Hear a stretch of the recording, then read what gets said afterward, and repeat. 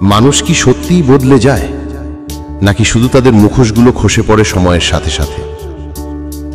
নিজের কাছে বারবার এই প্রশ্নটা করেছি, আর প্রতিবারই একটা কষ্ট নিয়ে ফিরে আসে এই নির্মম সত্যটা।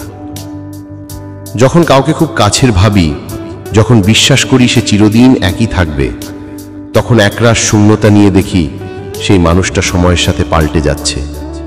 সে আর আগের মতো খোঁজ নেয় না, আগের মতো কথা বলে না। যখন তার আমাকে প্রয়োজন ছিল, তখন সে ছিল আমার হাতের ছোঁয়ায়, চোখের সামনে। কিন্তু যেই মুহূর্তে তার অন্য কিছুর প্রয়োজন হলো, সেই মুহূর্তে তার জীবনে আমার প্রয়োজন ফুরিয়ে নিল। সে অদৃশ্য হতে থাকলো কোনো এক দূর দিগন্তে, তার স্মৃতিগুলো কাটার মতো বিঁধে হৃদয়ে। তখন ভাবতে থাকি, এই মানুষটা তো এমন ছিল না। কিন্তু না, হয়তো সে এমনই ছিল, শুধু তার তখনের প্রয়োজন তাকে আমার কাছাকাছি এনেছিল, আর এখনকার প্রয়োজন আমাকে দূরে ঠেলে দিয়েছে।